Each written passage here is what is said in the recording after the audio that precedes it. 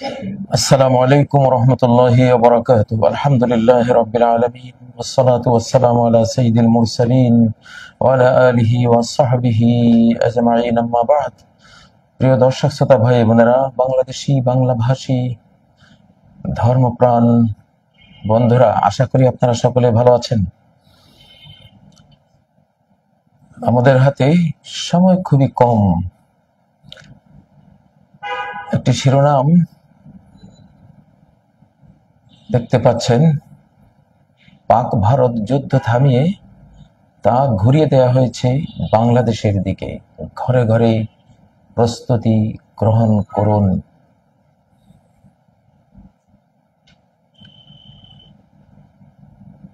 বাংলাদেশের ভেতরে, বাংলাদেশের বাইরে যারা পরিস্থিতি পর্যবেক্ষণ করছেন, যেই সীমান্ত অস্থিরতা, পুশইন, গোলযোগ, মিথ্যা প্রোপাগান্ডা, আর বাংলাদেশের ভেতরে হঠাৎ করে যেভাবে রমসাদের মাস্টার এজেন্ট, মৌলবী এজেন্ট, সব ধরনের এজেন্ট এক সমন্বিত আক্রমণ শুরু করেছে নিখাদ দেশপ্রেমিক যারা, তাদের উপর একটু খেয়াল করলেই আপনারা দেখবেন। অনেক আগে থেকেই আমরা বলে আসছি যে একটা যুদ্ধ যেটা ভারত বাংলাদেশের উপর চাপাবে, যেটা অতীতের প্রেডিকশন গুলোতে আছে, শাহ নেয়ামতুল্লাহ রাহিমাহুল্লাহর ভবিষ্যৎবাণীতে আছে,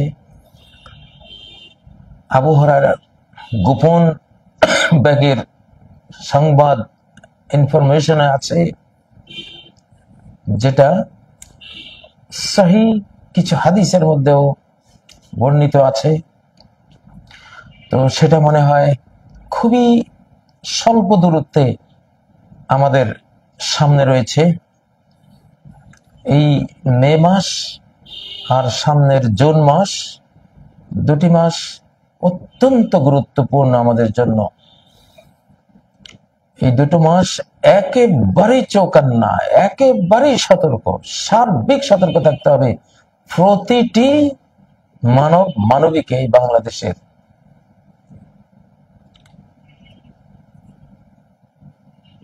শত্রুর সামনে দুর্বলতা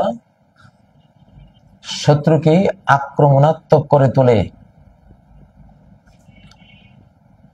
আমাদের বাংলাদেশের একটি ফোন কল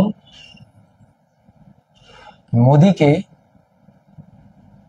পরাজিত হওয়ার পর, বাংলাদেশ থেকে পাততাড়ি গুটিয়ে ভারতের পালিয়ে যাওয়ার পর, ফ্যাসিবাদীদের পালিয়ে যাওয়ার পর, বাংলাদেশের একটি ফোন কল সাহসী করে দিয়েছে। আমাদেরকে তারা দুর্বল ভেবে নিয়েছে। আমরা দুর্বল না, আমাদের কোনো ফোনের দরকার নেই তাদেরকে। আশিদ্দাউ আলাল কুফার, সূরা আল ফাতর 29 নম্বর আয়াত। সারা কোরআনে একটা কথাই বলা হয়েছে, যারা অবিশ্বাসী,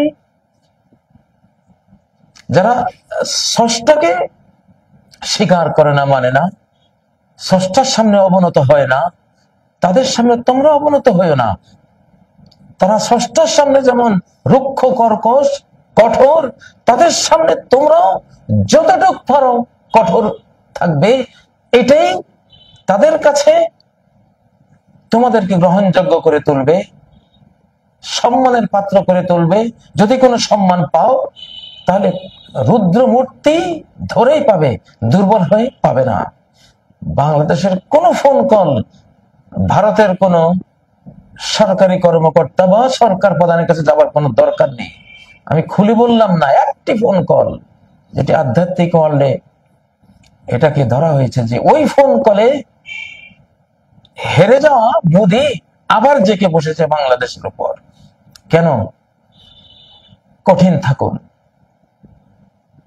পাকিস্তানের কঠোরতা, রুদ্রতা, সাহসিকতা আপনারা দেখেছেন, ভারতকে কিভাবে পাততাড়ি গুটিয়ে পালাতে বাধ্য করেছে। আমরা আগেই বুঝেছিলাম, খুব দৃঢ় বিশ্বাসে বলেছিলাম ভারত হেরে যাবেই ইনশাআল্লাহ। পাকিস্তান বিজয়ী হবে, কারণ এই শতাব্দী আমাদের হেরে যাবার নয়, আমাদের বিজয়ের। মুসলিম জাহান এখন একটি পরাশক্তি। 57 দেশ মিলে একটি মুসলিম যুক্তরাষ্ট্র হয়ে গেছে কোনো ঘোষণা ছাড়াই, আর কোনো অ্যালায়েন্স লাগবে না, এটা হয়ে আছে। বাংলাদেশ আক্রান্ত হবে, গোটা মুসলিম জাহান সেটার প্রতিশোধ নেবে। অতএব আক্রমণকারীদের এটা ভাবার কোনো উপায় নেই যে ছোট্ট দেশ বাংলাদেশ, বিচ্ছিন্ন দেশ, খেয়ে ফেলবো, খেয়ে ফেলতে পারবে না, তোমরাই ভক্ষিত হয়ে যাবে ইনশাআল্লাহ।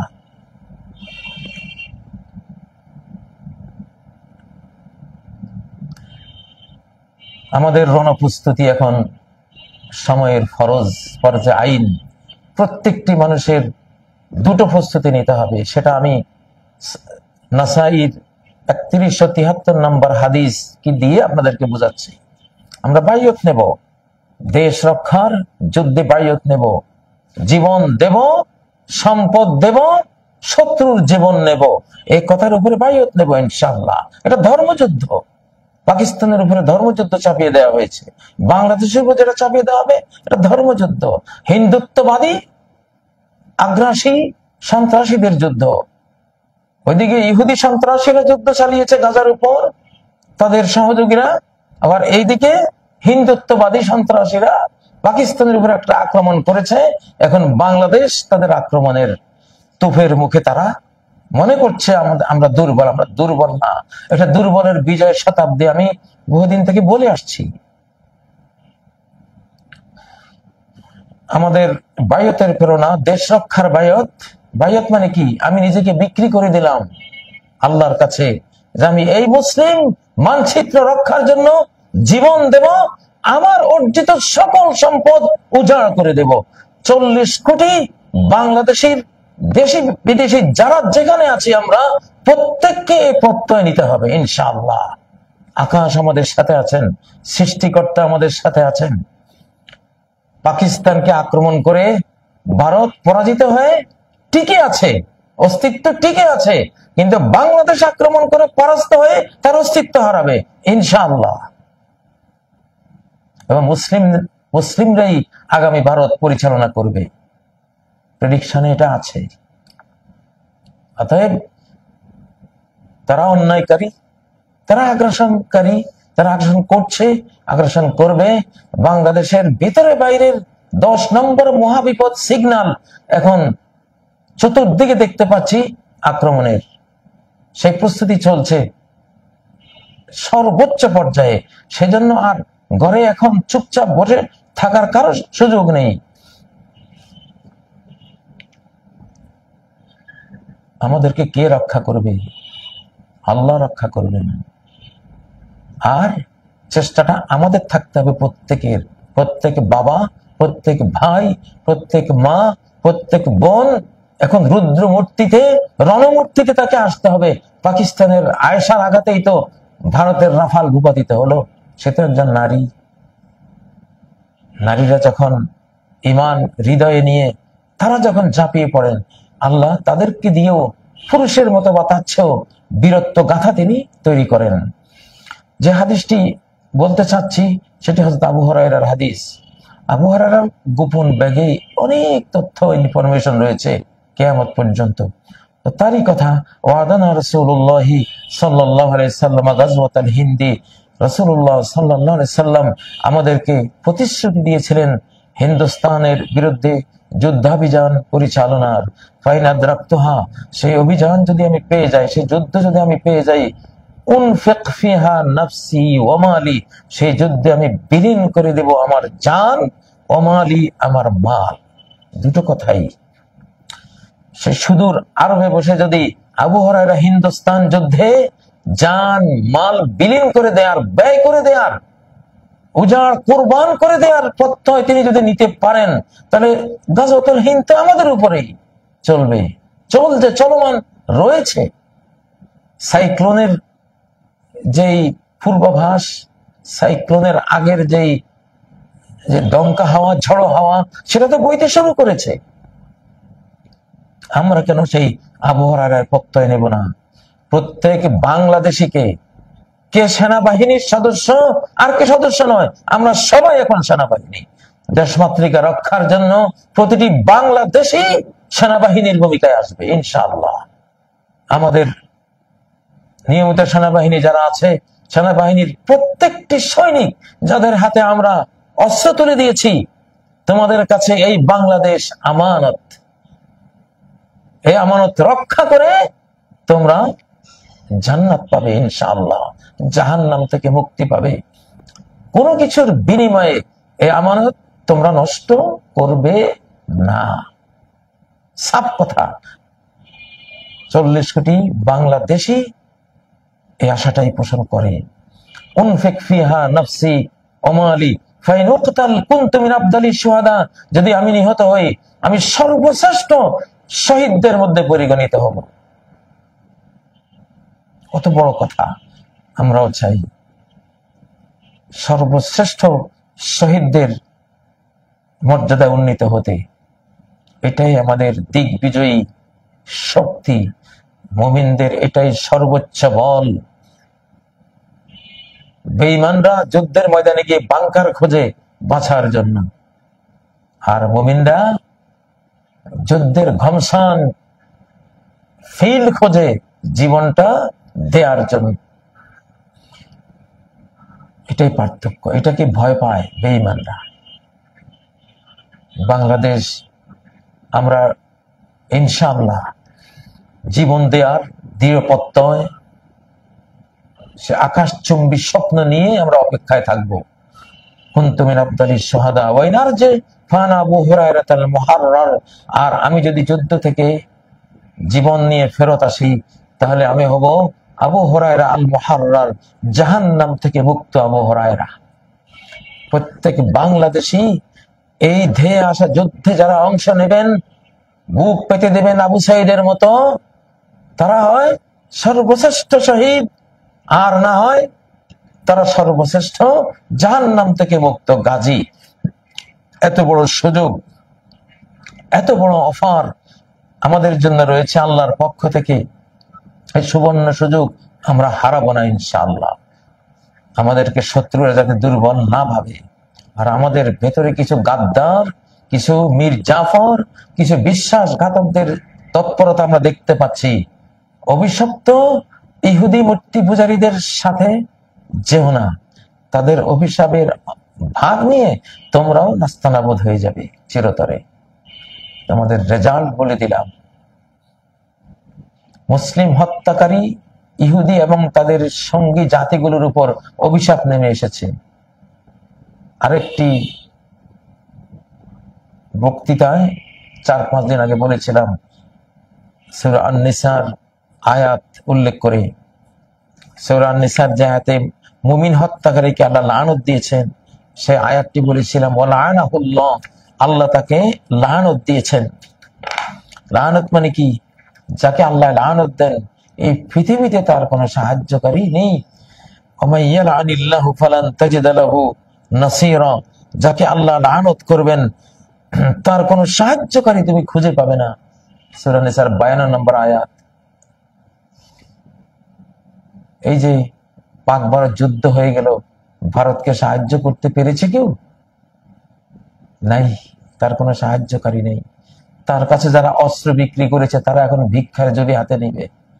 আমরা বলেছিলাম আগেই যে মুসলিম হত্যাকারীদেরকে যারা অস্ত্র দেবে, অস্ত্র কোম্পানিরা ভিক্ষার ঝুলি হাতে নেবে।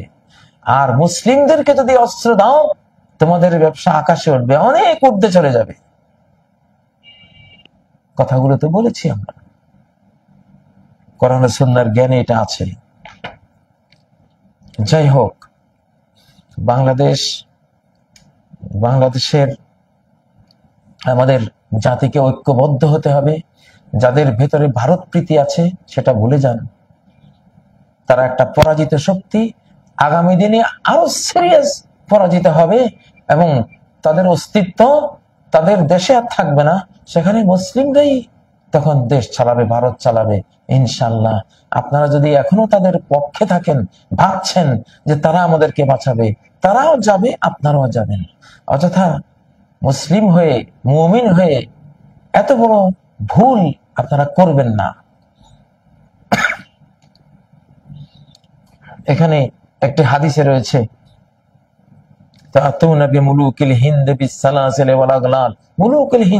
ভারত ভেঙে টুকরো টুকরো হয়ে যাবে। এই ভারতের রাজন্য বর্গ তাদের আগ্রাসন, মুসলিম জাতির উপরে আক্রমণের ফলশ্রুতিতে তাদেরকে অ্যারেস্ট করা হবে।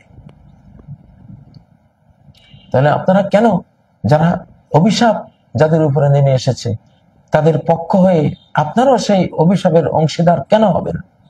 হবেন না কেউ। আশা করি আমাদের এই বাংলাদেশে আমরা আপনাদের ভালোবাসি, আমরা বাংলাদেশি বাংলা ভাষী যারা আছি আমরা এই দেশকে ভালোবাসি, এই দেশকে আমরা ভালোবাসবো, এই দেশের জন্য আমরা জীবন দেব, আমাদের সম্পদ সবকিছু উজাড় করে দেব। কারণ এই মানচিত্র আমরা আল্লাহর জন্য নিয়েছি, মুসলিম উম্মার জন্য নিয়েছি। এখানে যারা হিন্দু বৌদ্ধ খ্রিস্টান তারাও এখানে নিরাপদ থাকবেন। আপনারা আপনাদের ধর্ম পালন করুন, আমরা আমাদের ধর্ম পালন করি। প্রিয় ভাইয়েরা, প্রিয় বোনেরা, এখন পৃথিবীতে ধর্মযুদ্ধ চলছে। ইসরায়েল মুসলিমদের উপর আক্রমণ করছে, সেটা ধর্মযুদ্ধ। বুশ প্রেসিডেন্ট বুশের নেতৃত্বে যে যুদ্ধগুলো খ্রিস্টান বিশ্ব মুসলিমদের উপর করেছিল, ইরাক, আফগানিস্তান, বিভিন্ন দেশের উপরে, সেটা ধর্মযুদ্ধ ছিল, ক্রুসেডই ছিল। এখন সে ধর্মযুদ্ধ আরো সিরিয়াস, আরো গভীর পর্যায়ে চলে গেছে। অতএব ঈমানকে শানিত করুন। আল্লাহ বলেছেন, ওয়াইন তাসবিরু ওয়া তাত্তাকু লা ইয়াদুররুকুম কাইদুহুম শাইআ, যদি অটল অবিচল থাকতে পারো, ওয়া তাত্তাকু, এবং তাকওয়ার উপরে যদি থাকতে পারো, লা ইয়াদুররুকুম কাইদুহুম শাইআ, তাদের চক্রান্ত সামান্যতম তোমাদের ক্ষতি করতে পারবে না ইনশাআল্লাহ। ক্ষতি করতে আল্লাহ তো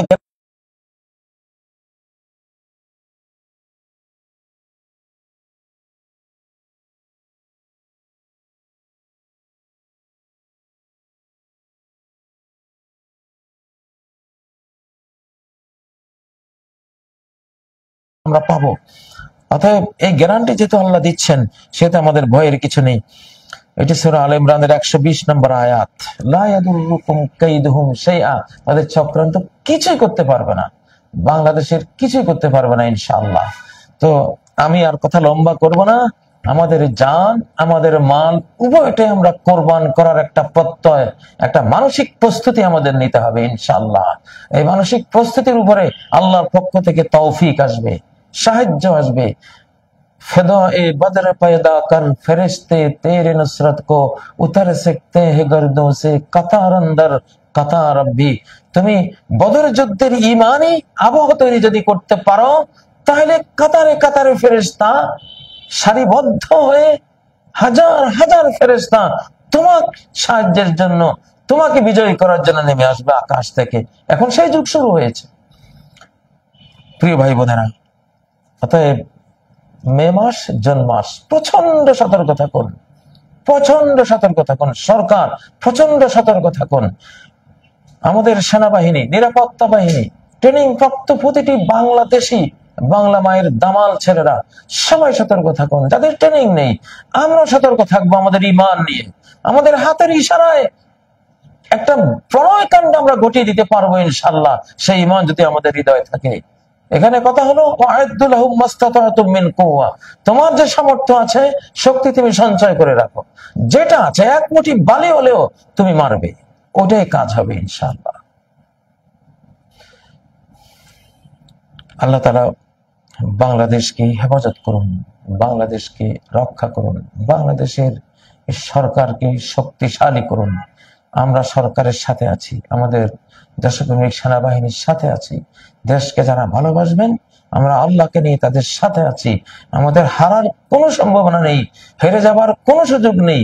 তবে হ্যাঁ, এখানে শহীদ মরণ আসবে, শাহাদাত আসবে, সেটা আমরা হাসি মুখে বরণ করে নেব ইনশাআল্লাহ।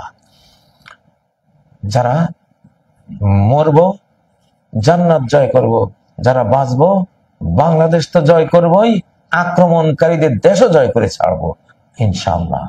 বাংলাদেশ জিন্দাবাদ, স্বাধীন বাংলাদেশ জিন্দাবাদ, নিরাপদ বাংলাদেশ জিন্দাবাদ, ঐক্যবদ্ধ বাংলাদেশ জিন্দাবাদ। আসসালামু আলাইকুম ওয়া রাহমাতুল্লাহি ওয়া বারাকাতুহু।